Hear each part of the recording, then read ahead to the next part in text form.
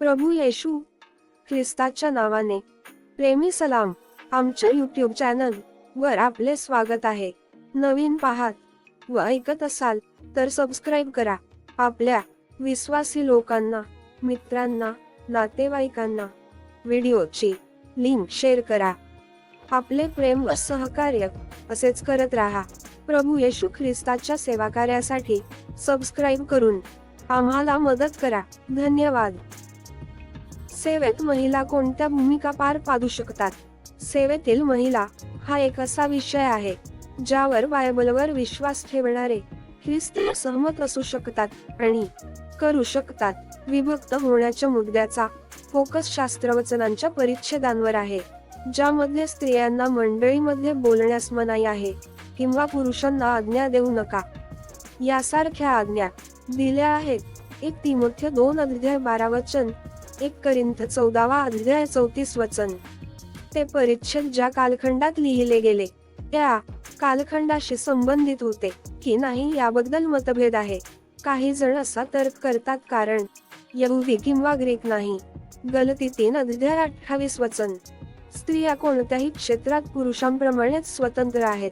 इतरांचा असा विश्वास आहे की 1 तीमोथेय 2:12 आजही लागू आहे, कारण दिलेल्या आज्ञेचा आधार सांस्कृतिक नसून सार्वत्रिक आहे, ज्याचे मूळ निर्मिती क्रमात आहे.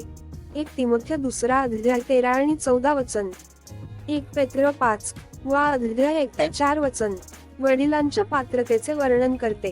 ग्रीक शब्द एस्बाइट्रोस नवीन करारात अनुभवी निरीक्षण पुरुष दर्शविण्यासाठी 56 वेळा वापरला आहे. हे या शब्दाचे पुल्लिंगी रूप आहे. या शब्दाचे स्त्रीलिंगी रूप प्रेस्बिटेरा आहे, जे वडील किंवा मेंढपाळांच्या संदर्भात कधीही वापरले जात नाही. 1 तीमोथेय 3:1-7 मध्ये आढळलेल्या पात्रतेच्या आधारावर वडिलाची भूमिका बिशप, पास्टर, पर्यवेक्षक 1:6-9 1 पेत्र 5:1-3 बरोबर बदलू शकते आणि 1 तीमोथेय 2:12 नुसार स्त्रीने पुरुषाला आज्ञा देणे किंवा शिकवणे नाही.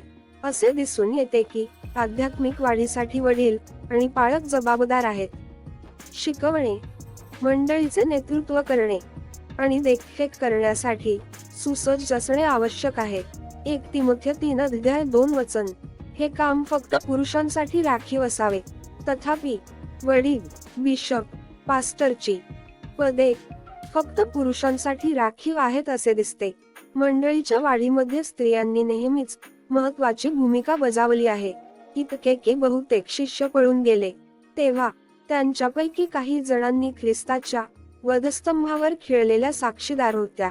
मत्ते 27:55 योहान 19:25 प्रेषित पौलाने स्त्रियांना खूप आदर दिला आणि मंडळीला लिहिलेल्या अनेक पत्रांमध्ये त्यांना नावाने संबोधित केले. रोम 16:6 आणि 12 कलस्सई 4:15 फिलिप्पी 4:2 आणि 3 फिलेमन 1:2 पॉल या स्त्रियांना सहकर्मी म्हणून संबोधतो आणि त्यांनी स्पष्टपणे संपूर्ण मंडळीच्या फायद्यासाठी देवाची सेवा केली. फिलिप्पी 4:3 कलस्सई 4:15 शरीराच्या गरजा पूर्ण करण्यासाठी सुरुवातीच्या मंडळीची पोझिशन्स तयार केली गेली. जरी अनेक आधुनिक मंडळी हेड आणि डिकन या शब्दांचा परस्पर बदल करून वापर करतात, परंतु ते समान शब्द नव्हते. आवश्यकतेनुसार शारीरिक क्षमतेनुसार शरीराची सेवा करण्यासाठी डिकन्सची नियुक्ती करण्यात आली होती. प्रेषितांची कृत्ये 6:2 आणि 3 अशा प्रकारे सेवा करणाऱ्या महिलांना कोणतीही स्पष्ट बंदी नाही. खरे तर रोम 16:1 असे सूचित करते की फोबी नावाच्या एका आदरणीय स्त्रीने रोममधील मंडळीमध्ये डिकन म्हणून काम केले. पवित्र शास्त्रात असे कोणतेही उदाहरण नाही ज्यात महिलांना गायनगृह नेते, युवा मंत्रालय किंवा मुलांचे संचालक म्हणून काम करण्यास मनाई आहे. एकमात्र निर्बंध हे आहे की ते प्रौढ पुरुषांवर आध्यात्मिक अधिकाराची भूमिका स्वीकारत नाहीत, कारण पवित्र शास्त्राचा फोकस कार्यापेक्षा आध्यात्मिक अधिकाराचा विषय आहे.